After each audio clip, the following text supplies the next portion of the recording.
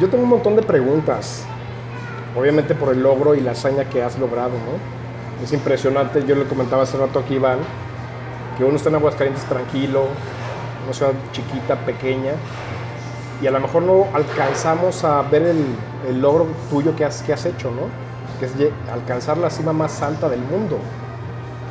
Pero me quiero ir por partes. ¿A los cuántos años te empieza la cosquillita por el alpinismo? ¿Llegó muy tarde o llegó muy temprana edad? Yo digo que llegó hace 3 años.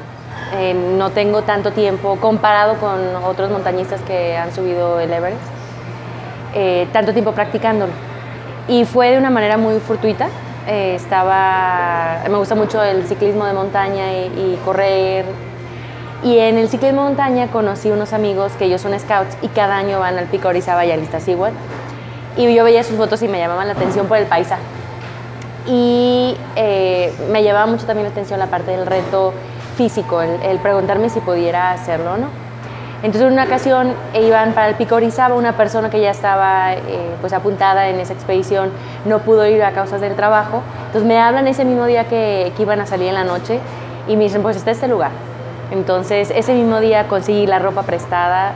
Yo nunca había tenido ningún contacto con la montaña, entonces todo lo renté, unas cosas me las prestaron. Y me gustó. Fui al Pico Orizaba, fue febrero del 2014. A ver, pero me dices que tienes 3 años en el alpinismo. Sí. ¿Te bastaron 3 años para alcanzar la cima más alta del mundo? Sí. ¿Tienes algún antecedente en tu familia que se haya dedicado al alpinismo? No, Nada. no. Eso es que no. La historia todavía es más impresionante con esos datos, ¿no? Con esa información. Entonces empiezas con el ciclismo de montaña. ¿Y con qué más me dijiste? Con el ciclismo de montaña, bueno, empiezo corriendo. Ajá.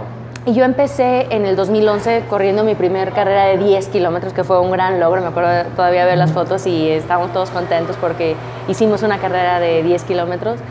Y posterior, bueno, también a un periodo corto hice el medio maratón y luego el maratón y luego me fui al triatlón y del triatlón a lo que es el 70.3, el Ironman 70.3, que es el doble del triatlón olímpico, la mitad de un triatlón completo. Y para esas fechas fue cuando me invitaron al pico, entonces la parte de la condición física ya la traía, pero cero técnica, cero conocimiento, nada de eso, ¿no? ¿Y cómo le hiciste para adaptarte a esas habilidades tan rápidamente en escasos 2 años o 2 años y medio? Pues mira, no sé si fue de una manera rápida o no el tener esas habilidades, pero es mucha parte, la parte de la inteligencia emocional, la mente es un factor. Yo creo que un motor, porque la mente o el pensamiento mueve las piernas. Y yo siempre he dicho que la fuerza de la voluntad y no la de las piernas es la que me hizo llegar a la cima. Siempre tuviste el apoyo familiar, supongo, ¿no? Sí, en eso siempre he tenido el apoyo de mi familia, pero sí fue una sorpresa para ellos porque fue muy rápido, fue muy rápido. ¿Hubo alguien en tu familia que se haya opuesto a tu idea de empezar con el alpinismo ya a nivel tan profesional?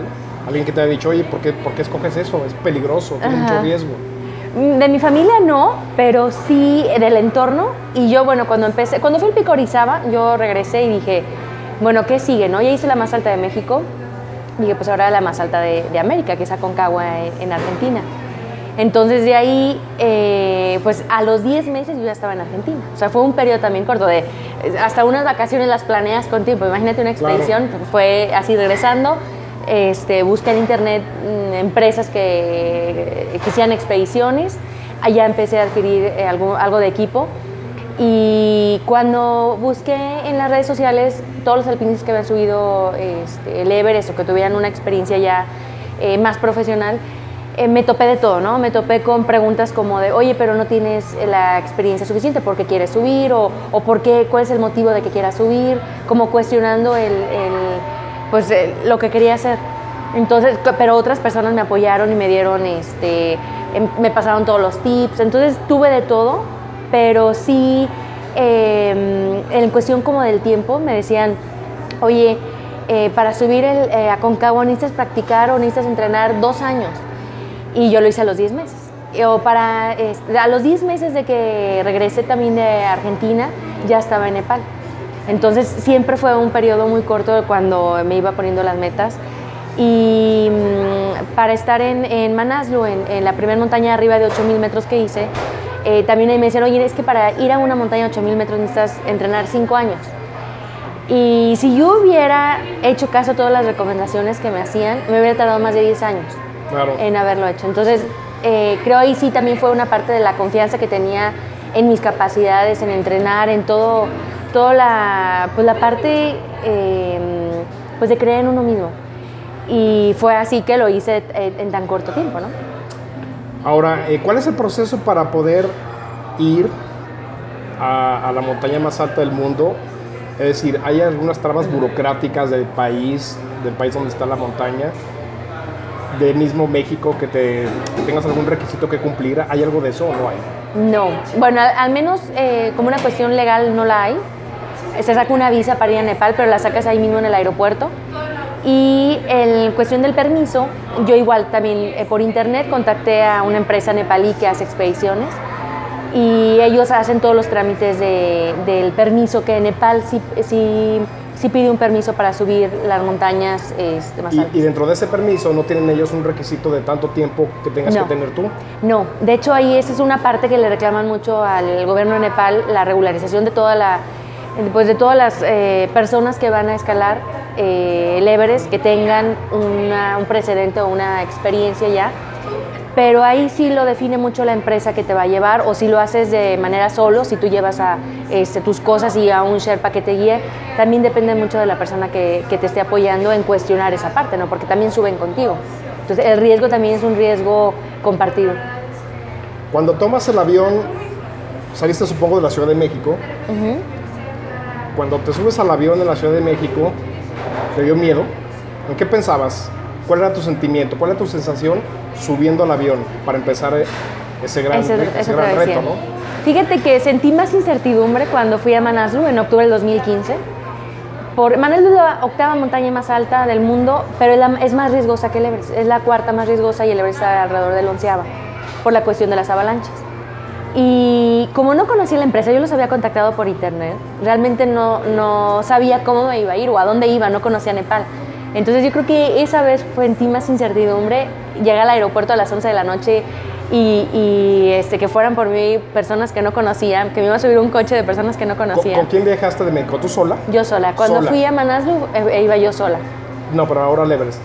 Iba otra persona de Aguascalientes y ahí él también intentó subir, no pudo porque le dio mal de altura y se tuvo que regresar a los 14 días. ¿No te acompañó ningún familiar a ese viaje? No.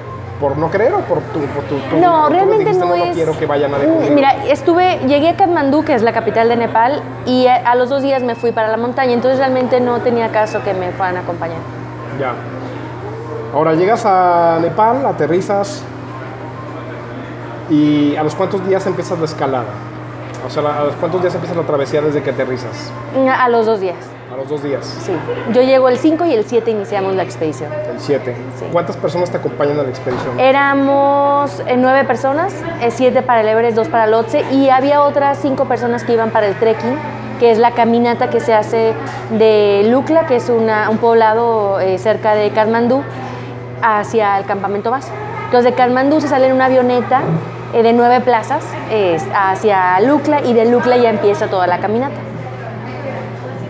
Cuando llegas tú ya para empezar la travesía, digamos, en plena montaña, ahí sí debe haber una sensación muy rara, ¿no? Muy extraña, ¿no? ¿O no? ¿O tú ibas con tanto convencimiento emocional que te dio igual? No que me diera igual, pero sí estaba tranquila. Cuando realmente sentí que ya estaba en la montaña, porque bueno, en el trekking pues todavía se ve vegetación y se ven poblados, entonces no te sientes tan con la montaña, ¿no?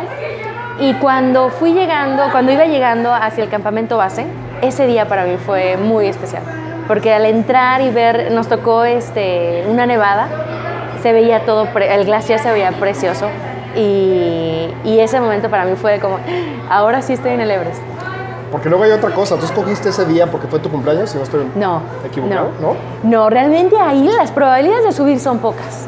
Las probabilidades de subir en tu cumpleaños es todavía menos. Entonces realmente fue una coincidencia, pero pues muy grata, ¿no? Porque En la hora Nepal todavía era, el día que partimos era 15, o sea, toda la noche que subí el Everest era el día de mi cumpleaños. Y en México el día que hice cima era el 15, entonces en Nepal ya 16, pero aún así, pues de todos modos esos días, vivirlos de esa manera, pues es de una manera muy especial. Ahora, Briana, ¿cómo fue el trayecto? O sea, a ver, ¿cuánto tiempo te tardó alcanzar la cima? ¿Fueron horas, fueron días o cómo es eso? 42 días. 42 días. 42 días desde que inició la expedición. El trekking se hace para poder llevar el cuerpo, aclimatarlo y poderlo llevar a arriba de 8,000 metros, que le llaman la zona de la muerte, o ya donde el cuerpo se empieza a descomponer por la altura, la presión y toda la falta de oxígeno. Y ya estando de la caminata, del inicio de la caminata al campamento base son 15 días. Y ya después todos esos, los demás días son subir y bajar para poder nuevamente aclimatar, ¿no? Es subir al campamento 1 y luego se baja, subir al campamento 1 y luego al 2, dormir en el 1 y bajar, al 1, al 2, al 3 y bajar y así. Supongo que haber vivido un montón de experiencias en esos 42 días, ¿no?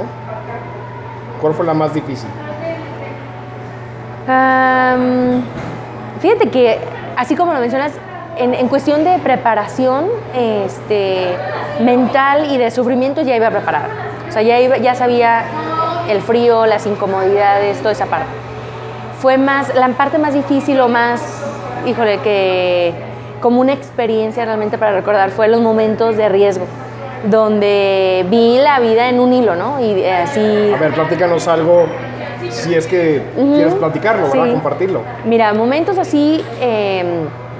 cuando iba subiendo del campamento 4 a la cima, era de noche todavía, y veo un cuerpo hacia 1 metro del camino, que es un hindú que falleció el año pasado, en el 2016, y sí es un momento como de un recordatorio, ¿no? ¿Y el cuerpo está ahí porque no lo recogen? Sí, el cuerpo está ahí porque ya no lo rescatan. Y realmente hay ocasiones que el lugar está muy peligroso para hacer un rescate. Ya estaba arriba de 8,000 metros el cuerpo, y hay empresas o sherpas que no lo quieren bajar, y son cuerpos congelados que también es muy complejo hacer el rescate, ¿no? Y en ocasiones, pues, muchos sherpas dicen, ¿por qué arriesgar vidas por muertes? Y ese fue un momento difícil. Ese fue un recordatorio del riesgo, ¿no? Y yo me puse a pensar, bueno, así como esa persona, teníamos el mismo sueño de subir el Everest, y probablemente esa persona también lo estaban esperando en su casa, así como a mí. Entonces sí es como un momento de vulnerabilidad, en todo momento, ¿no? En la montaña te sientes vulnerable impresionantemente. Y ya llegando a la cima, al bajar, bueno, antes o bajando de la cima, está el Hillary Step, que es un paso muy rocoso, donde haz de cuenta que vas un pie y adelante el otro, porque no hay más. Y casi agarrado de las manos con la roca, porque si no, el riesgo se ve, pues imagínate, impresionante. Y yo de regreso se me empieza a acabar la botella de oxígeno suplementario, y en ese tramo pues no podía pararme a quitarme la mochila y hacer el cambio de la botella, o al menos revisar la botella. Entonces yo dije, así, o sea, sentí la asfixia total y dije, de aquí no salgo, aquí me voy a desmayar, y hasta volteé así como, ¿dónde va a quedar mi cuerpo? Bueno, pude salir de ese tramo con una falta de oxígeno impresionante y hacer el cambio de la botella. Pero sí fue un momento, jamás lo había pensado así como de, aquí muero. Y el otro momento fue también bajando, ya era el último día del campamento 1 a lo que es el campamento base, donde está la parte del glaciar, o la cascada Khumbu le llaman, y íbamos bajando solamente un sherpa y yo, y empiezo a escuchar el crujido del hielo. Y le llaman sirak, que son bloques de hielo que se empieza a desprender, y gracias a Dios cayó del otro lado, si no nos hubiera impactado. Y claro que cuando lo escuchamos al sherpa y yo nos volteamos a ver y a correr, ¿no? Como podíamos, porque traías la mochila, los crampones, todo. Pero sí fue otro momento que fue un segundo, así decir, aquí quedo, o sea, ya me va a caer el bloque de hielo y aquí quedo, porque en el glaciar, en la cascada, es donde más accidentes hay. El glaciar está vivo, entonces cada vez que pasabas, tú ibas por un camino diferente por todo lo que iba cambiando. Entonces, sí esos momentos para mí sí fueron que me marcaron, ¿no? El momento de riesgo y el recordatorio. Y lo opuesto, los mejores momentos, supongo que alcanzar la punta, ¿no? Alcanzar Sí, la cima. sí, pero yo creo que el momento como que ay, híjole, hasta el estómago lo sentí con mariposas, fue cuando llegué al campamento base. Era tanta belleza ver el campamento base. Cuando llegaste de entrada, pues, para Sí. empezar a subir a... Sí, cuando, empezar la travesía. sí, cuando se llega caminando al campamento base, para cruzar el campamento base son alrededor de 40 minutos, de tan largo que es. Y está arriba de todo de un glaciar, está arriba de hielo. Entonces, en algunos ahí el deshielo, ves así como lagunas con un azul tremendo y las casas de campo. No, todo está... Ese momento para mí fue muy, muy especial.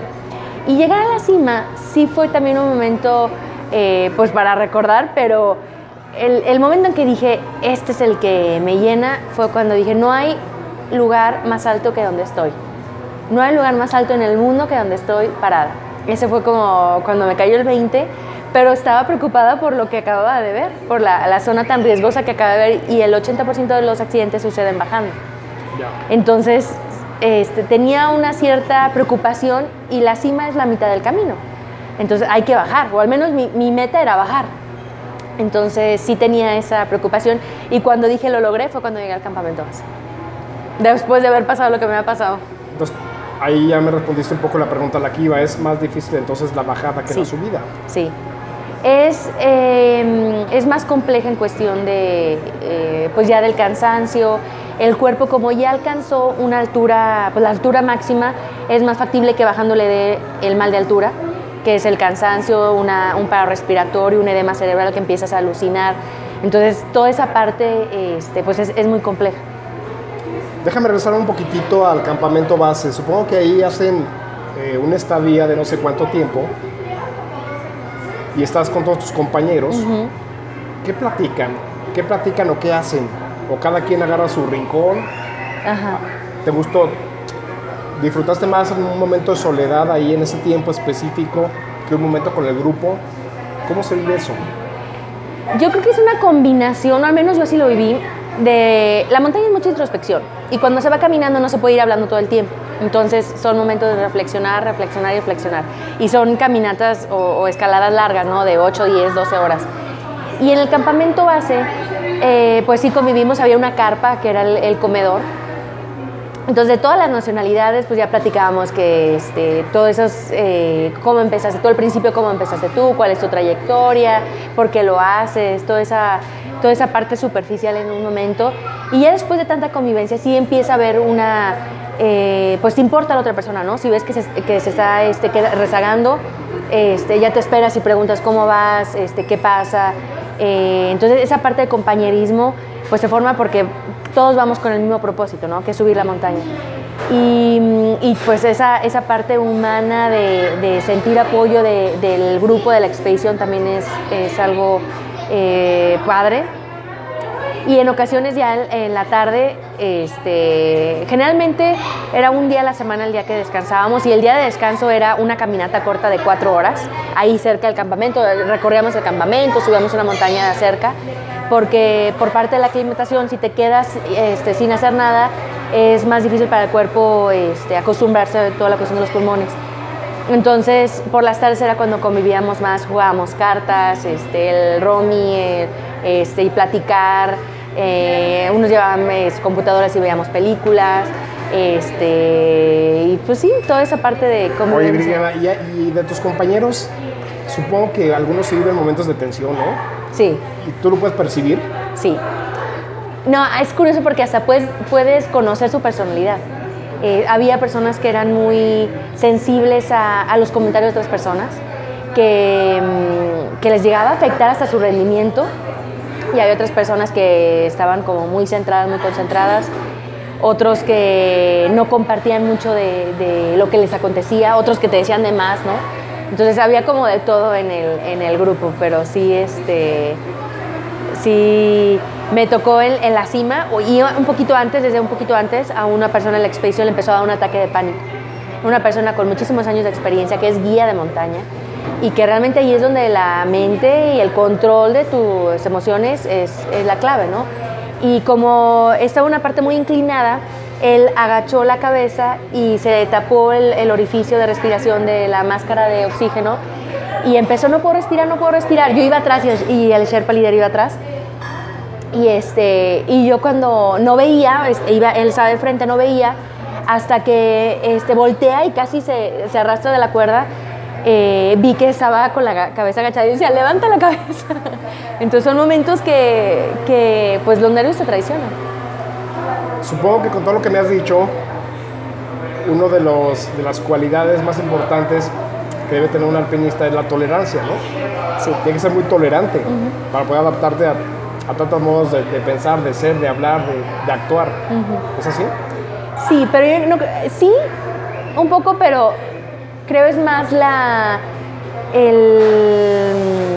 como el control de las emociones propias, desde el enojo y qué comentarios decir y qué no.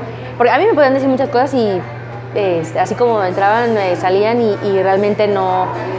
Los comentarios externos no influyen mucho en mí. Al menos de personas que no les doy el valor de la palabra, pero había otras que les daban mucha importancia y era donde pues, te pueden decir cualquier cosa. Yo no podía controlar lo que me fueran a decir o cómo las otras personas reaccionaban, sino podía controlar lo que saliera de mí. Ahora, Viridiana, ya el momento cumbre, o sea, quiero pensar que el momento cumbre es, pues eso, alcanzar la cumbre. Tú das el paso y alcanzas la cumbre, supongo que das el otro y tienes los dos pies en la cumbre. ¿Y luego qué pasa ahí? ¿Qué sentimiento hay? ¿Qué pensamiento hay? Ya me dijiste un poco que es después pensar en la bajada, que es difícil, pero en el momento en que tus pies están en la cumbre, ¿qué pensaste? Pues, mira, yo me senté pues la frontera entre China y Nepal, que es en la cima. De un lado está donde se asciende por la parte de Nepal, que fue la parte donde yo subí, de la parte sur, y la parte norte de China.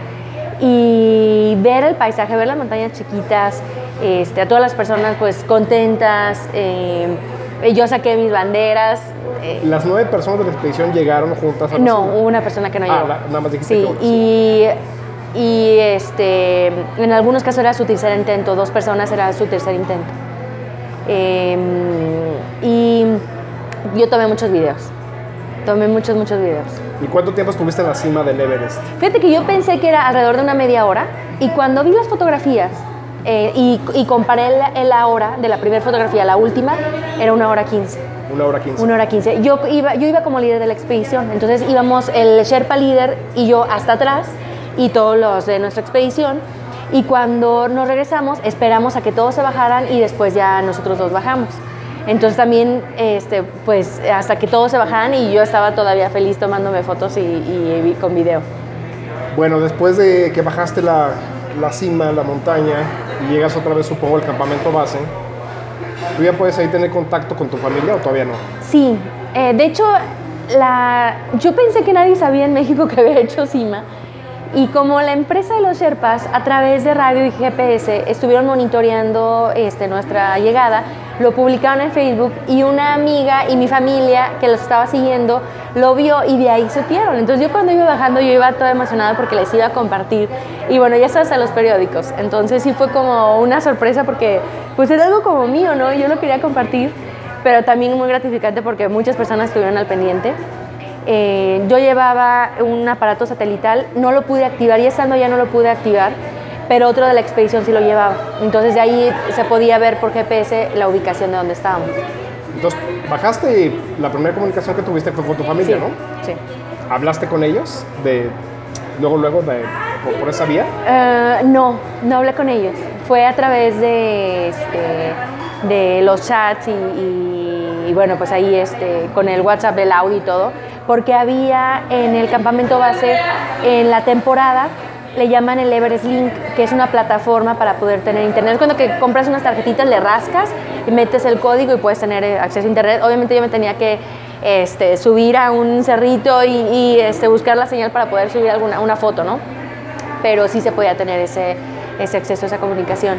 Y fue muy rápido como bajé, entonces también a los pocos días ya estaba en Katmandú, de hecho a los 2 días ya estaba en Katmandú, Y ese mismo día que llegué a Katmandú ya estaba aquí en Aguascalientes. O sea, ese mismo día agarré el avión para volar para Aguascalientes. Y el regreso, tu regreso aquí a Aguascalientes, pues fue ver a tu familia y abrazarse y saltar en alegría, ¿no? Sí. ¿Qué fue lo primero que te dijo tu familia? ¿Cuál fue la reacción de ellos? No, pues que gracias a Dios que estaba bien, que había regresado sana y completa, ¿no? Porque también ese era uno de los riesgos. ¿Qué prefieres? ¿Con qué te quedas tú entonces después de esta tremenda experiencia? ¿Con qué te quedas? ¿Con el silencio sepulcral de la cima del Everest o con el ruido de una ciudad? Yo con la montaña. Con la montaña. Sí. Ya alcanzaste la cima más alta. ¿Vas a seguir ahora subiendo otras montañas? ¿Tienes algún objetivo ahora, plantarte un récord de los 8,000? Creo que son 14 cumbres, ¿no? Con 8,000. ¿Cuál es tu siguiente objetivo después de alcanzar lo máximo? Sí, mira. Y en tan poco tiempo. Creo que otras cimas y no literalmente las montañas. Hay una cima profesional que también me gustaría ahorita dedicarle y una cima personal que por la parte de los sacrificios, que también es otro tema, todo lo que se tiene que sacrificar, que el entrenamiento, todo, ¿no? El tiempo, dinero, personas, todo, ¿no? Y en cuestión como de la montaña, me gustaría hacer las 7 cimas, pero ahorita no tengo ninguna planeada, o sea, no planeé nada después del Everest. Cuando regresé el primer día me decían, ¿y qué vas a hacer? ¿Qué sigue? Y yo, ay, no sé. Entonces, ahorita sí estoy disfrutando este logro. Y bueno, a mí me encantan los retos, entonces cualquier tipo de reto estoy segura lo voy a hacer. Entonces ahora sí que mientras tengas la salud plena físicamente, no vas a dejar esto, ¿no? ¿Tienes otra actividad aparte de la Me gusta el ciclismo de montaña. No, pero digo, ¿otra actividad laboral o no te dedicas a otra cosa más que al No. pues? De hecho, para mí el alpinismo es un hobby. Yo lo hacía cuando entrenaba cuando llegaba de trabajar y en los periodos de vacaciones fue cuando me fui a mis primeras montañas y posterior para irme a Manaslu tuve que renunciar a mi trabajo de 7 años. Igual para el Everest también tuve que hacer sacrificios profesionales y no, esto es un hobby. Esto para mí es un hobby.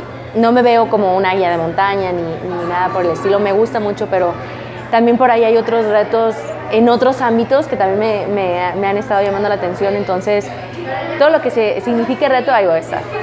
Para ir cerrando la entrevista, Viridiana, ¿qué mensaje le dejas tú? Yo sé que te lo han preguntado seguramente muchas veces, porque es lo más común, ¿no? ¿Qué mensaje le dejas a los jóvenes? ¿Qué enseñanza? Pero yo creo que no nada más a los alpinistas o futuros alpinistas, ¿no? Sino a los chavos emprendedores, por ejemplo. ¿Qué mensaje les dejas a ellos después de tu experiencia? Claro, ¿no? Híjole, yo tuve tanto aprendizaje que se ha hecho para mí muy satisfactorio poder compartirlo. Y uno de los mensajes es la parte de, bueno, si tienes un sueño, una meta, que se puede lograr a través del esfuerzo, la dedicación, la determinación, la constancia, todos esos valores que aplicamos, como tú dices, no solamente en la montaña, sino en la parte profesional, en la parte de emprendimiento, en todos los ámbitos, son pilares. Y los tiempos, ¿no? El de pautar cada quien el tiempo de sus sueños o sus metas, porque no hay una fórmula para el éxito. A mí me decían, ¿cuál es su fórmula? Y es que no hay. Y yo la traté de buscar y cuando me di cuenta que no había, es más, hasta les decía, cuando estuve preguntando a diferentes alpinistas, ¿tú qué haces? ¿Cómo entrenas? ¿Qué comes? Cada uno tenía una diferente estrategia. Y para mí la montaña es eso, es una estrategia. Y la vida también es otra estrategia, ¿no? Claro. Estrategia es porque a través de la toma de decisiones que hacemos día a día, vamos forjando ese camino. Entonces, el decidirse y decir, bueno, si quiero esto, tengo que hacer esto, todos los sacrificios que tenga que hacerlos, ¿no? La parte de decidir es fundamental y a veces nos cuesta entender o nos cuesta ceder que si decidimos este camino, estamos rechazando este y otros. Y eso cuesta, ¿no? Tiene un precio. Claro. Bueno, pues Viridiana, creo que ha sido una entrevista demasiado humanista, digo yo, ¿no? Y no nos queda más que darte las gracias otra vez por la entrevista y desearte el mejor de los éxitos, aunque ya lograste el mayor, pues que vengan los otros éxitos que vienen, ¿eh? Muchas gracias, Miguel. Muchísimas gracias, Viridiana. Gracias.